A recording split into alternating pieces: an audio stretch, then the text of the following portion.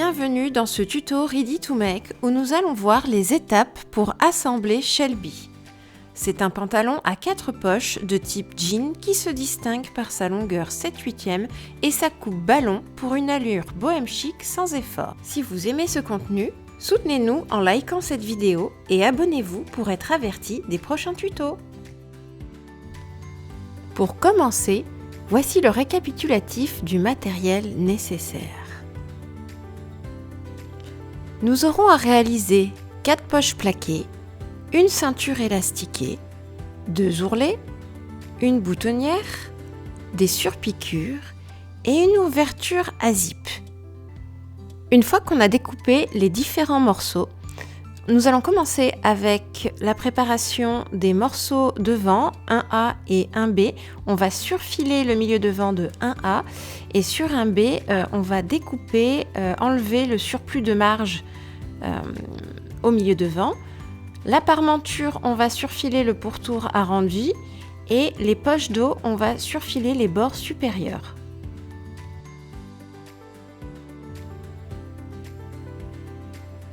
Donc, on a surfilé les différentes pièces. Et maintenant, avec le morceau devant 1B, voilà, on va tracer une ligne dans la continuité de la marge pour enlever l'excédent de marge sur cette partie. Donc, on trace une ligne à 1 cm et on vient la dégarnir.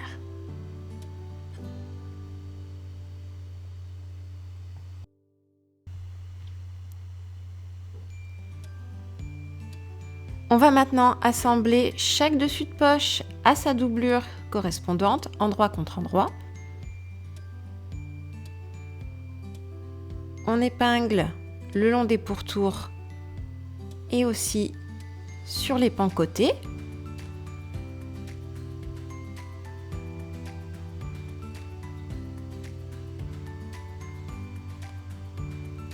Et on va venir piquer ce pourtour et les pans côtés à 1 cm.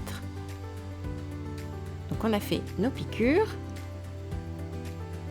On vient du coup les retourner sur l'endroit.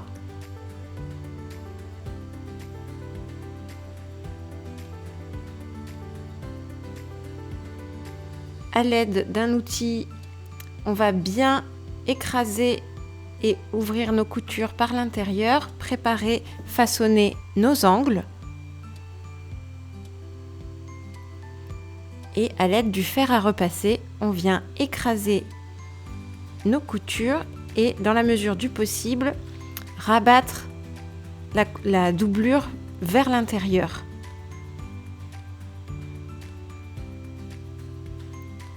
Donc là, on prend son temps pour préparer, bien façonner les angles arrondis de la poche. Et maintenant, on va venir faire une première surpiqûre à ras-bord du pan côté et une deuxième.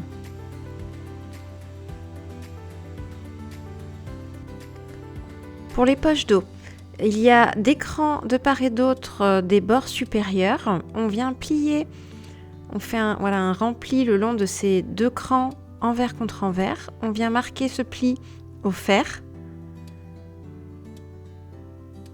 Et on va venir fixer ce rempli avec 2 surpiqûres à peu près à 2 cm du bord supérieur. Et on va faire 2 fils de fronce dans les bords inférieurs, dans les bords arrondis à 5 mm.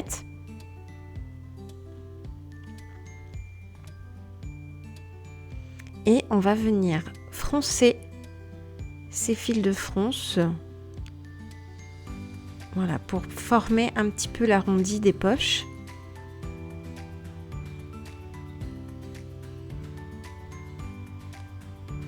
Donc on tire, voilà, de part et d'autre dans chaque angle.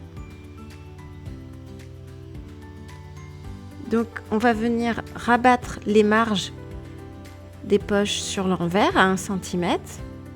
Donc on vient avec le fer replier ces marges sur tout le pourtour. Et à l'aide du gabarit qui était fourni, qui est à retracer sur un papier rigide, voilà, vous pouvez le glisser à l'intérieur de vos poches, entre les marges, voilà, pour vous aider à préformer ces marges au mieux.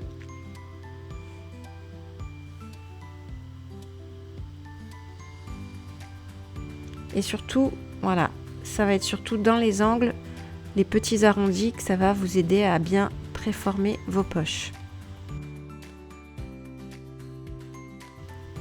On va venir maintenant épingler les poches devant sur chaque devant.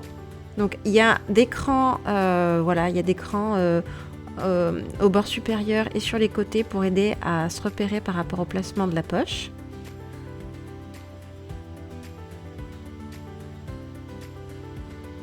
Donc on prend le temps de bien appliquer avant d'épingler.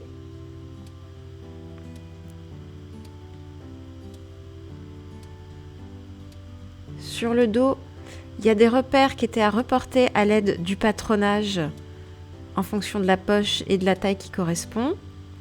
Donc c'est le moment, si ça se voit plus, de les retracer. Donc on reprend le patronage.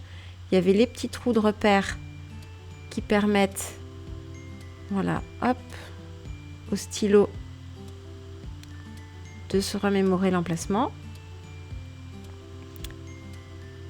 Et on va venir placer nos poches à l'aide de ces repères.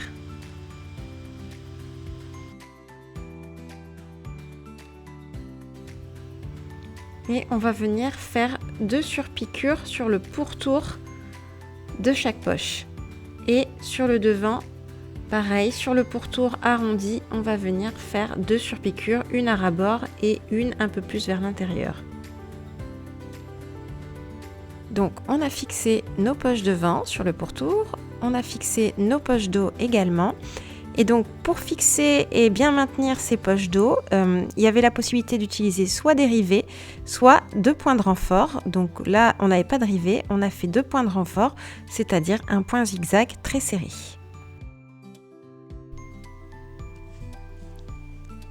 On va venir assembler maintenant l'empiècement dos à chaque jambe dos. Donc il y a des crans de repère le long des lignes d'assemblage. Donc on vient d'abord fixer endroit contre endroit. Le long, on place le cran en premier. On épingle et on vient piquer à 1 cm et on surfile les bords. Une fois qu'on a surfilé, piqué et surfilé, on va venir retourner sur l'envers. Et on va venir plaquer, coucher ces coutures vers le bas du pantalon. On va venir retourner sur l'endroit nos pièces et on va venir faire une double surpiqûre le long de cette couture, mais en veillant bien à plaquer la marge de couture qui est en dessous. Voilà, et là on a bien plaqué nos marges dans cette double surpiqûre. Pour réaliser la braguette, on commence avec le morceau qui s'appelle la soupate, que l'on va plier le long de son milieu dans le sens de la longueur, endroit contre endroit. On vient épingler la pointe avec une petite encoche arrondie et on va venir piquer à 1 cm. Voilà, on a piqué 1 cm. Je vais dégarnir la marge et je la retourne sur l'endroit. Je prends le temps de bien marquer mon petit angle, enlever les petits bouts qui dépassent.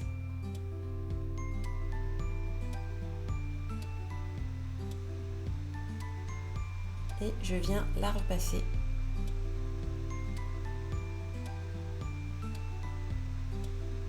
Et on va venir surfiler le côté droit.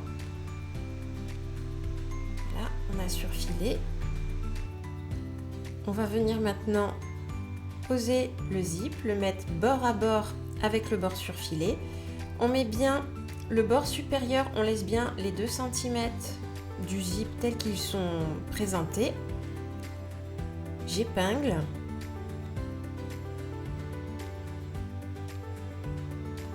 Et on va venir, voilà, tout du long le zip, il y aura besoin de l'ouvrir et de le fermer pour le passage de la machine, hein, pour s'aider. Et on va venir piquer à 1 cm au plus proche de la maille métallique du zip. Voilà, donc je ne suis pas non plus juste à côté, j'ai pris le pied zip, hein, je suis au plus près. Et là, voilà, quand j'arrive au bout, je referme mon zip, j'ouvre le pied de la machine, je le remonte, je le referme et je poursuis ma couture. Voilà, on a fait une première piqûre proche de ce zip. On va maintenant venir le fixer au devant 1A. Donc on va venir faire un rempli d'1 centimètre le long du milieu devant. Donc voilà, on retourne cette marge, on la plie dans la continuité sur 1 centimètre et on va venir l'épingler, voilà, au plus proche de la maille.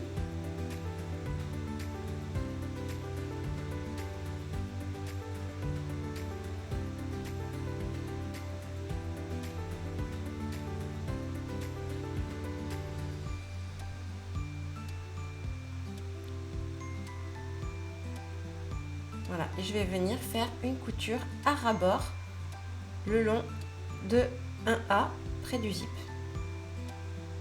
Et voilà, quand j'arrive au bout, c'est pareil, je relève le pied, je ferme le zip et je poursuis tranquillement ma couture.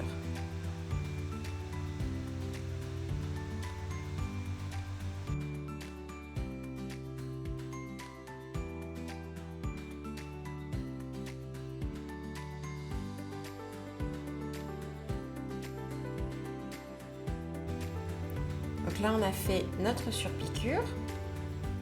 On a piqué le zip, mais avec une surpiqûre. Et là, donc, du coup, on va venir fixer la parmenture sur le morceau 1B. Donc, on vient la mettre endroit contre endroit, le long du milieu devant. Et on va venir piquer à 1 cm. Voilà, là, on a piqué à 1 cm.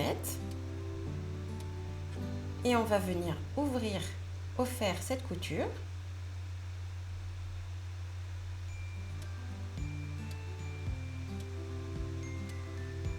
Et on la replie envers contre envers et on l'aplatit et on vient faire une piqûre à ras-bord le long de cette parmenture sur le milieu devant. Voilà, donc on a fait notre petite surpiqûre et maintenant, hop, je ferme le zip, on va venir assembler un B sur un A, en fait fixer le zip aussi à la parmenture. Donc j'ai mon milieu devant, là on a la marge, donc en fait il faut tracer, avoir son repère, hein, bien avoir conscience qu'il se situe à 1 cm de la marge ici, ça sera le milieu devant. Donc je le trace, mais le faites pas, c'est juste pour en avoir conscience, et c'est d'ailleurs spécifié sur le patron, hein, là où se situe le milieu devant. Donc voilà, là je viens bien disposer le milieu de 1B sur cette ligne fictive pour bien placer mon morceau. Et j'épingle, voilà, j'épingle un B sur un A pour avoir un bon placement avec mon zip et ma parmenture. Et je retourne sur l'envers, voilà, comme ça, donc je vois comment ça se passe et ça me permet de voir où arrive le zip par rapport à la parmenture. Donc je reprends les épingles que j'ai fixées et progressivement, en fait, une à une, hop, je réépingle uniquement mon zip et la parmenture ensemble, que ces deux épaisseurs là. Voilà, donc maintenant que j'ai bien tout réépinglé,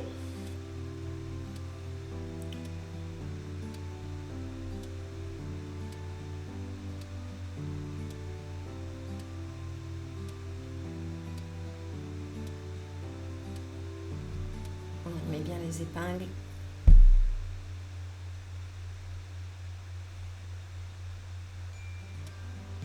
Voilà, j'ai que ma parmenture et mon zip qui sont épinglés ensemble et on va venir d'abord faire deux piqûres. Donc une première qui va être sur le bord, loin du zip, et une deuxième qui sera plus proche une fois que ça sera déjà bien maintenu ensemble. Donc je rouvre mon zip.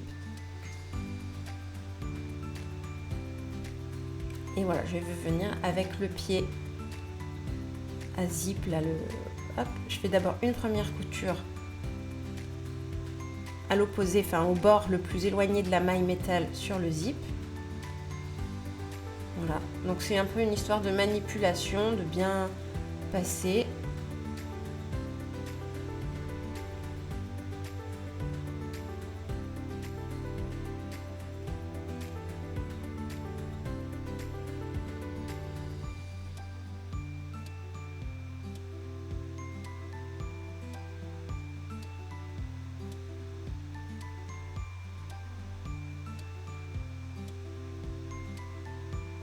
Alors, je fais bien attention à ne prendre aucune autre épaisseur que celle que j'ai dite précédemment, c'est-à-dire le zip et la parmenture.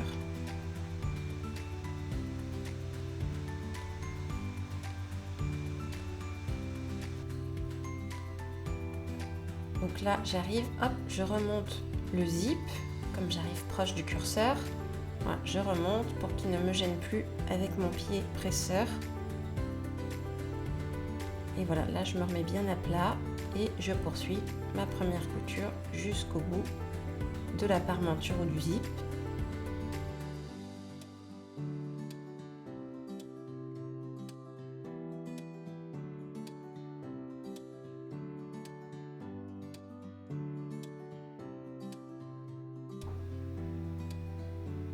Je rouvre mon zip et on va venir faire pareil, toujours sur l'épaisseur parmenture et zip, une deuxième piqûre, mais cette fois-ci donc je change mon pied presseur de côté, voilà, et je vais piquer au plus près de la maille métal. On pense bien à faire ces points d'arrêt avant, au début de chaque couture et à la fin de chaque couture.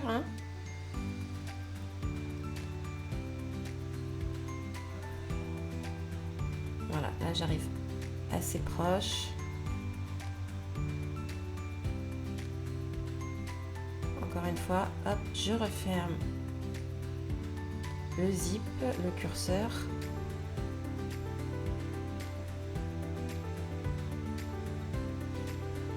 Et je poursuis, je prolonge ma couture jusqu'au bout.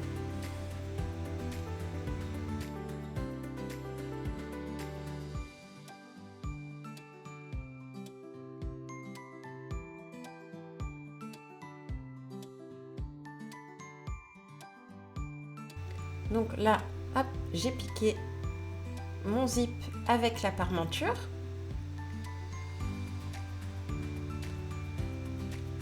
Donc quand je me mets sur l'endroit, hop, tout ça c'est bien mis ensemble. Et maintenant, je vais pouvoir réassembler. Donc on va tracer grâce au gabarit le dessin des surpiqûres pour maintenir la parmenture sur le morceau 1B.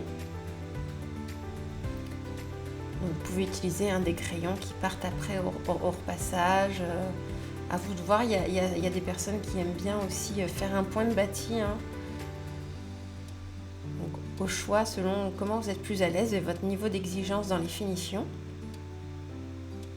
Voilà, là on va venir. Donc j'écarte bien la sous-patte parce que là il ne faut surtout pas prendre la sous-patte. J'écarte bien. Et on va venir faire une surpiqûre le long de cette ligne et une deuxième vers l'intérieur. Et donc j'écarte bien le morceau 1A parce qu'il ne faut surtout pas le prendre à cette étape. Donc voilà, on remonte cette ligne puis une autre vers l'intérieur. Une fois que j'arrive près du bord arrondi là, du dessin de ma braguette, donc je m'arrête, je garde l'aiguille enfoncée, je referme le zip et j'écarte bien le pan 1A avec la sous-patte, voilà, pour surtout à ce stade ne pas les prendre dans cette surpiqûre.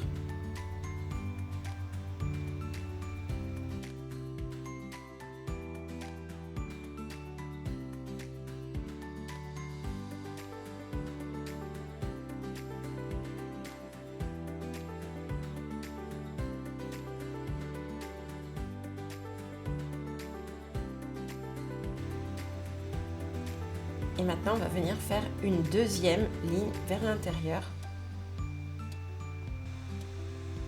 Et comme l'opération suit précédente, on referme le zip.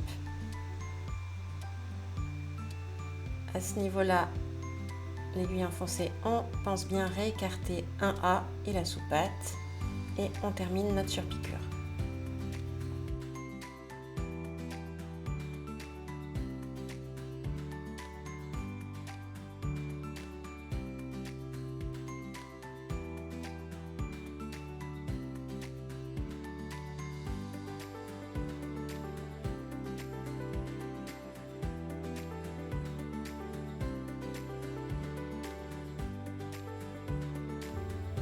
Voilà, on a surpiqué notre braguette sur un B et la parmenture uniquement.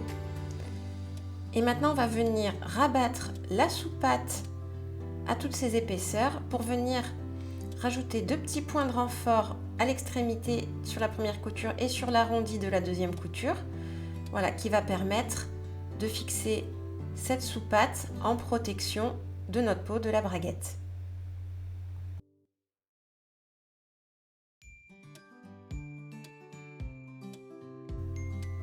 On va venir assembler aussi nos pans de jambes ensemble. Donc on prend nos 2 pans de jambes dos qu'on met endroit contre endroit, qu'on vient épingler le long de la fourche. On se repère grâce au cran de montage. Pareil pour nos jambes devant, on a épinglé la fourche, le restant de la fourche. Et on va venir piquer à 1 cm et surfiler le bord, et à partir du cran voilà, qui reste, on va piquer 1 cm et surfiler le bord. Donc maintenant on va venir rabattre ces marges côté gauche porté, en tout cas le côté où il y a la braguette. Donc on va les repasser pour bien les coucher. Voilà, donc là, moi c'est le côté gauche porté, mais si jamais vous vous êtes trompé de sens, ce sera le côté, la jambe où il y a la braguette. Donc je couche la marge de ce côté. Pareil, du coup, on fait la même chose, mais sur le dos qui va être associé au devant où il y a la braguette avec les surpiqûres.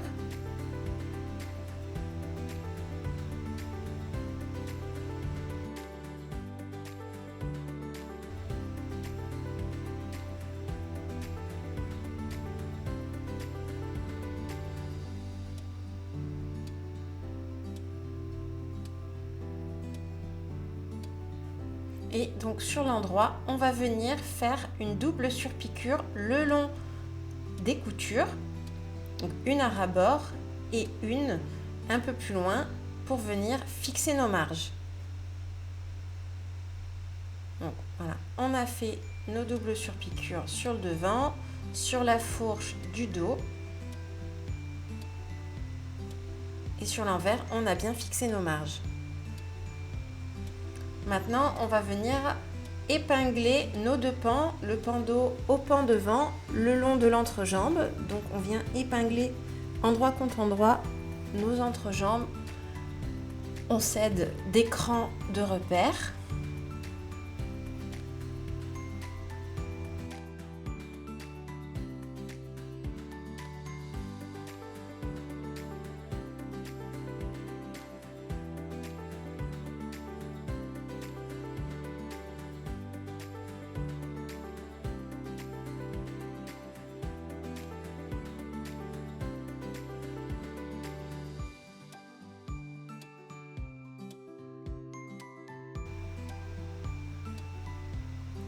Et on va venir piquer cette entrejambe. Voilà. On va venir piquer à 1 cm le long de l'entrejambe et surfiler les bords. Donc voilà, on a piqué et surfilé notre entrejambe. Comme les étapes précédentes, on va venir repasser sur l'endroit, coucher notre couture cette fois-ci côté pan devant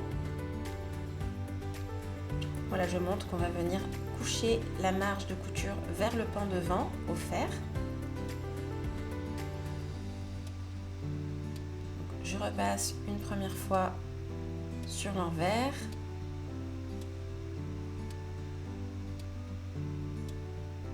Maintenant, sur l'endroit, hop, je veille bien à ce que ma marge soit couchée sur mon pan devant. Et je vais venir surpiquer le long de mon entrejambe, donc comme précédemment, une à ras-bord et une plus loin pour fixer mes marges. Donc voilà, on a fait nos surpiqûres de l'entrejambe.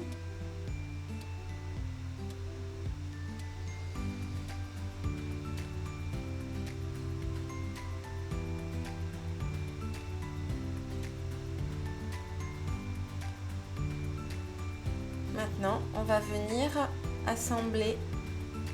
Donc on remet le pantalon endroit contre endroit et on va venir épingler nos lignes côté. Donc c'est pareil, grâce au cran, aux coutures. Voilà, un cran des fois peut correspondre à une couture sur un autre pan.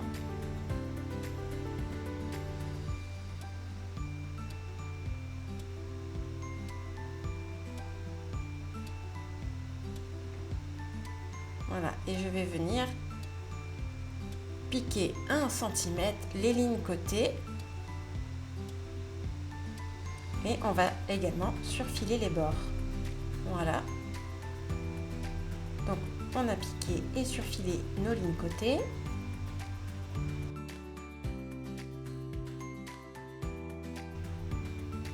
Je retourne le pantalon sur l'endroit. Je vais repasser ma marge en la rabattant côté dos. Et donc je vais venir, donc là effectivement donc il y a une suggestion pour la poche de venir, pour consolider, éviter les déchirures, de mettre des rivets. Donc ça sera à ce niveau là. Et aussi on va prolonger dans la marge, mais côté dos, une piqûre à ras de la couture côté, mais en s'arrêtant au niveau de la poche et en finissant par un point de renfort. Donc on va faire la même chose aussi de l'autre côté. Il faut que ce point se situe, fixe la marge de couture. Voilà, donc on a fait nos piqûres à ras avec le petit point de renfort.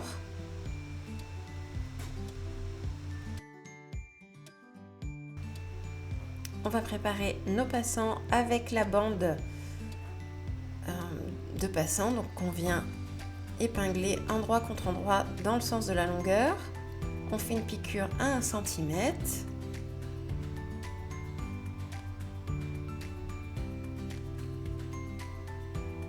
On vient venir dégarnir la marge.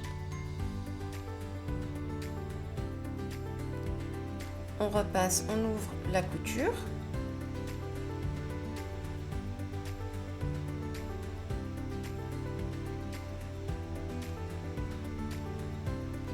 Et moi, j'ai ce qu'on appelle un retourne-biais. Je vais venir le retourner sur l'endroit.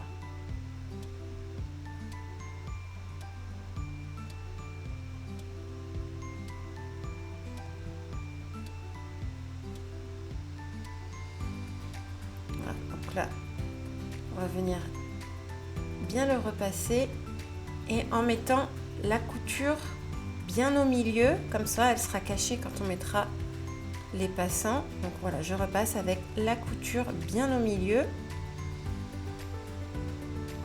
Et maintenant on va venir faire des surpiqûres à ras-bord de part et d'autre dans la longueur. On a fait nos petites surpiqûres. On va venir maintenant couper 5 morceaux de 7 cm.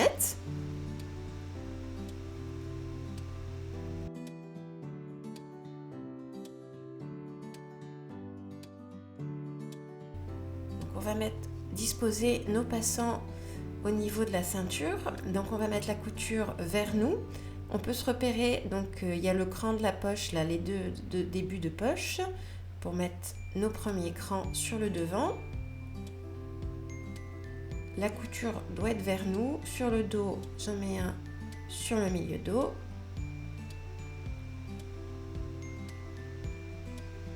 et après hop sur le côté mais plutôt vers le dos. Donc moi je suis à 3,5 là de ma ligne côté, je reporte cette mesure pour me situer à la même distance avec le dernier passant. On va venir maintenant fixer nos passants à 5 mm du bord supérieur du pantalon. Donc, voilà. On les a fixés avant d'y amener notre ceinture. Donc, on va maintenant mettre notre ceinture, on va la préparer. Donc sur la bande de patronage, il y a l'indication où mettre sur l'endroit de la ceinture par rapport au cran l'étiquette à coudre. Donc je me repère par rapport au cran de montage tels qu'ils le sont indiqués et à l'endroit de mon tissu. Et donc voilà, mon étiquette à coudre sera par rapport au cran du milieu dos. Donc je garde bien plus d'1 centimètre, je la mets à plus d'1 centimètre par rapport à la marge et aussi par rapport au dessus, parce qu'il y aura là, par rapport au milieu de cette ceinture qui va se plier en deux, il y aura la surpiqûre pour l'effet paperback qui sera à 1,5 cm du milieu là, de cette bande ceinture. Donc voilà, attention en fonction des étiquettes que vous aurez. Et je vais venir l'épingler sur l'envers. Parce que donc comme c'est une ceinture qu'on va plier en deux, voilà, je commence par épingler endroit de la ceinture contre l'envers pour finir quand on va fixer le tout, ça sera grâce à une surpiqûre, donc voilà, on a plus de chances souvent de mieux la finir sur l'endroit. Et donc j'ai des crans aussi qui sont bien indiqués pour les extrémités, donc bien se repérer par rapport aux distances de ces crans là qui vous permettent de reconnaître quel côté il faut mettre. Et là voilà, donc je vais surpiquer et je garde bien 1 cm voilà, qui dépasse de la ceinture, parce que quand on va refermer cette ceinture, c'est la marge, donc c'est normal.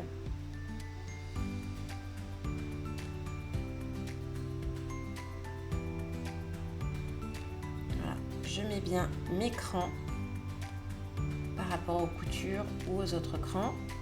Et là, voilà, je termine d'épingler cette ceinture. Et c'est pareil, voilà, j'ai mon centimètre de marge qui dépasse. Et on va venir piquer à 1 cm tout du long. Voilà, donc une fois qu'on a fait notre couture à 1 cm du bord, on va venir faire un rempli sur l'autre extrémité, l'autre bordure de la ceinture. Donc on fait un rempli d'1 centimètre aussi. Et je vais venir commencer à fixer mon élastique. Donc sur une extrémité, je mets une épingle à nourrice et je vais venir plier l'autre extrémité que je vais venir épingler sur l'envers de la ceinture, donc à l'intérieur de la ceinture, et en repère avec le premier passant, un passant de poche devant. Voilà. Ça me fait mon repère pour me positionner. Et je vais venir piquer à ras de cet élastique. Voilà, donc on a piqué et fixé l'élastique. Donc je vais maintenant replier endroit contre endroit ma bande de ceinture. Donc avec le rempli, voilà, on met bien bord à bord. Et je vais venir épingler, comme ça, parce qu'on va venir fermer ces extrémités là. Pareil de l'autre côté. Et voilà, on va faire une couture à 1 cm, mais en veillant surtout voilà, à ne pas prendre la braguette. On doit terminer à ras-bord.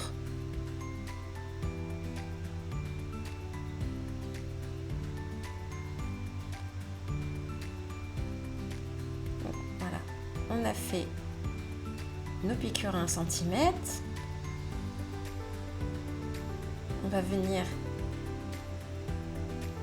dégarnir la marge, l'angle au plus près, voilà, je fais presque comme un petit biseau.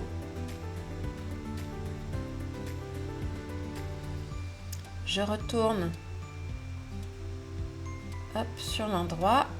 Je m'aide pour bien dégager et former l'angle de ma ceinture.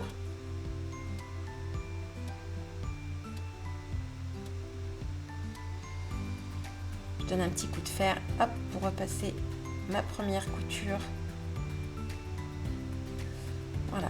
Et donc là, on va venir épingler. On referme la ceinture. Donc on vient l'épingler, le rempli qu'on a fait précédemment, et bien le mettre bord à bord par-dessus, mais à ras de la couture de la ceinture que l'on voit. On vient recouvrir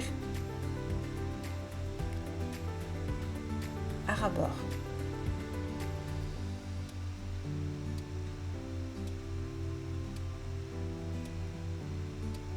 Voilà, je vais passer mon élastique. Je veille aussi à ce qu'il ne vrille pas, qu'il soit bien à plat. Ça va être important. Donc je vais venir, hop, piquer à ras bord de ma ceinture aux 3/4, c'est-à-dire que je vais m'arrêter à la ligne d'un côté. Et après, parce qu'on viendra chercher l'élastique, le fixer avant de refermer la ceinture.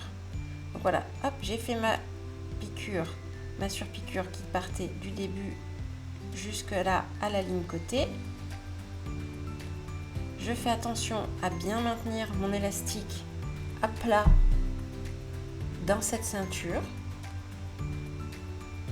J'aide, je prends l'épingle à nourrice, voilà, hop, pour le faire sortir.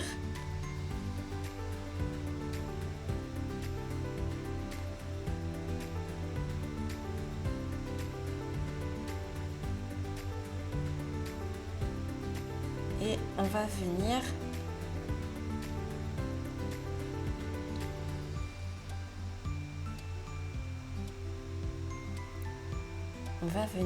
hop, on fait un petit rempli et le fixer dans la ceinture au niveau de la poche, du cran de la poche et du passant.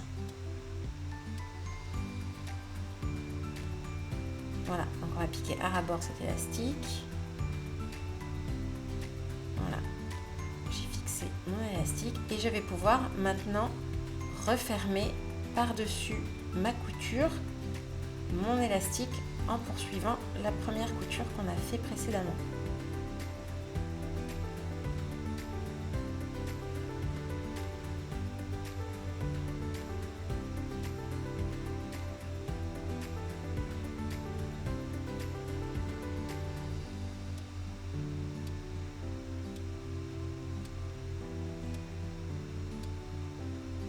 On prend le temps de bien remettre l'élastique aussi. Voilà, et je vais poursuivre ma couture à ras bord le long de la ceinture sur l'endroit. Voilà, et je vais venir remonter jusqu'en haut. Voilà, on a fermé la ceinture. Et donc maintenant, on va passer à la ligne, à la surpiqûre qui permet de faire l'effet paper bag. Donc il va falloir piquer l'élastique avec. Donc on va bien, voilà, tirer. Voilà, elle va se situer à 1,5 cm du bord supérieur. Donc on répartit bien, on ajuste bien. Voilà, je répartis mon élastique pour qu'il soit au mieux placé dans la ceinture. Donc j'épingle pour aussi pas que ça bouge. Voilà, je tire et j'essaye d'avoir quelques épingles pour fixer l'élastique.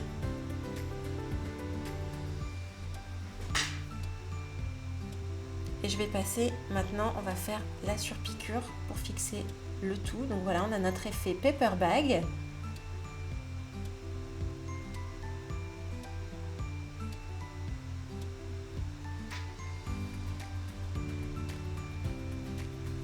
Et je vais maintenant placer ma boutonnière. Donc je reprends, si jamais les repères que vous aviez avaient disparu, c'était mon cas parce que j'utilisais un stylo thermo-effaçable. Voilà, je reprends ma bande ceinture en patronage, j'enlève la valeur couture, les centimètres de couturage, et puis voilà, je remets un petit coup de crayon Donc voilà, je sais à peu près quoi va se passer. Je fais en fonction de mon bouton la taille qu'il faut en boutonnière. Donc là, moi j'ai un bouton jean qui va se situer voilà, au milieu devant. Donc on a fait notre boutonnière. On ouvre à l'aide d'un découvite et je finis proprement au ciseau. Et pour le bouton, donc je vérifie, hop, c'est bon, ça passe.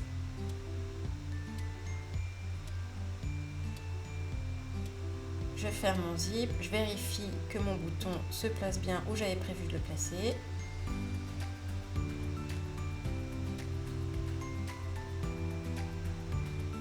Voilà.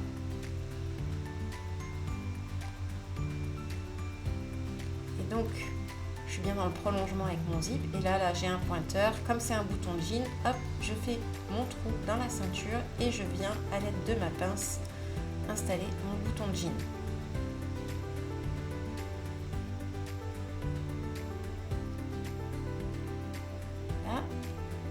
À cette étape aussi, si vous aviez prévu de mettre des rivets comme les jeans, donc il y a à cette partie-là de la poche, c'est maintenant, vous pouvez le faire avec votre pince et les rivets si vous les avez. Là, on va replier les bords, les extrémités de nos passants.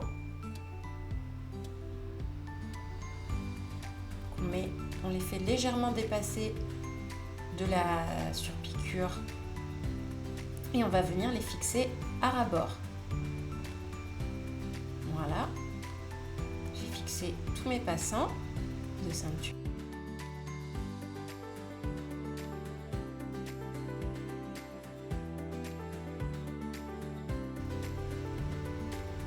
Donc on va passer maintenant à la dernière étape des ourlets. Donc on vous propose deux types d'ourlets. C'est le moment aussi d'essayer voir si vous n'avez pas des rectifications de longueur de jambe à faire au cas où. Donc il y aura un premier ourlet avec une partie surfilée et un autre ourlet qui va être l'étape de 2 remplis.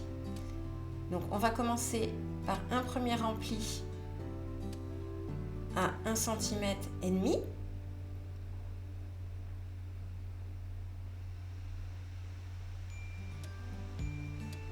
On peut également se mettre sur l'envers si c'est plus commode pour faire ces remplis. Donc là voilà, j'ai fait un rempli à 1,5 cm que je dégarnis de moitié.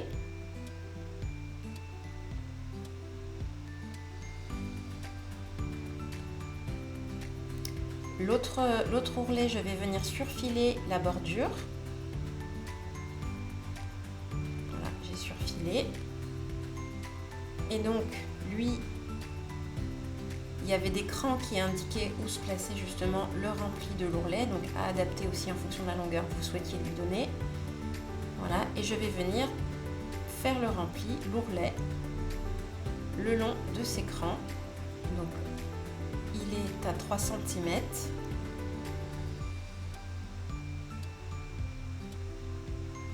Voilà, je vais venir le marquer au fer. Pareil, on peut se mettre sur l'envers, ça me paraîtrait plus pratique à faire. Et là, je finis un deuxième rempli sur l'autre jambe à 1,5 cm. On peut s'aider d'une petite règle pour vérifier c'est rempli. Pareil, je remarque bien au fer mes remplis. Et je vais venir fixer ce rempli par l'intérieur au bord de ce rempli. Et là, on va venir fixer sur la zone de surfil et on va être à peu près à 2,5 si je ne me trompe pas.